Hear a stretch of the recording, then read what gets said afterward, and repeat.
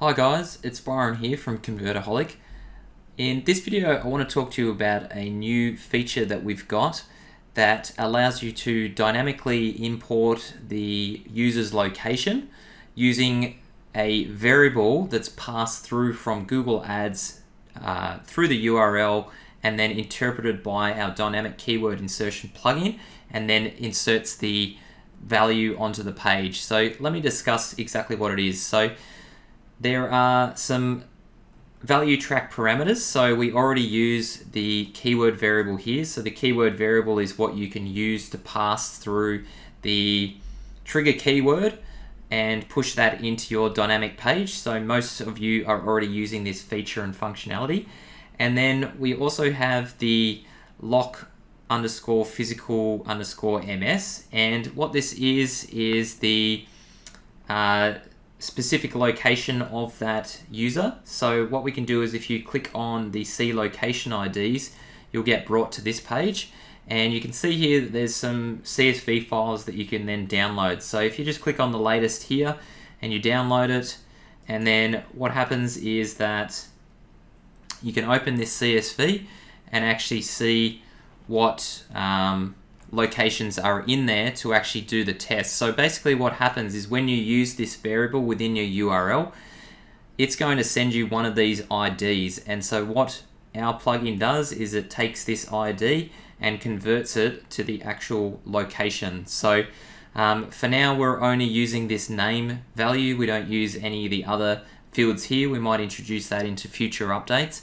But basically what happens is this ID will get sent from Google Ads through your URL, and then our plugin will interpret that and transcribe it into the actual location. So let me show you how that works in person. And if we go back to our test website here, this is in the WordPress backend, and as you can see, we've got a few different scenarios here of using dynamic keyword insertion. And for the location variable, we have a special shortcode for that. So that's DKI underscore geo underscore lock for location.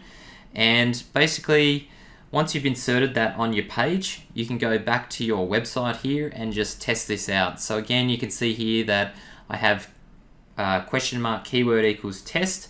This can be set to anything, New York, for example. And you can see that updates on the page. And as you can see here, we also have the and symbol or the ampersand, and we have geo underscore lock. So that's the variable that you need to use within your final URLs. And then you have the ID here. Now I've just set this manually, but within Google Ads, what you're going to set is by copying and pasting this variable. So what you will have is a variable that looks more like that. So you'll set that as your final URL within Google Ads, and then it will automatically enter that ID. So when they land on your website, they'll actually see the ID in the URL, and then based on that ID, our plugin will then interpret that to show the exact location. So again, if I just open up my spreadsheet here and I pick any different one that we've got here, let's say Canberra, that's Australian. Put this in. And as you can see, Canberra is found. So in the back end, basically the way this works is that within the DKI settings, we have something here called geolocations. And all you need to do is hit the regenerate locations button.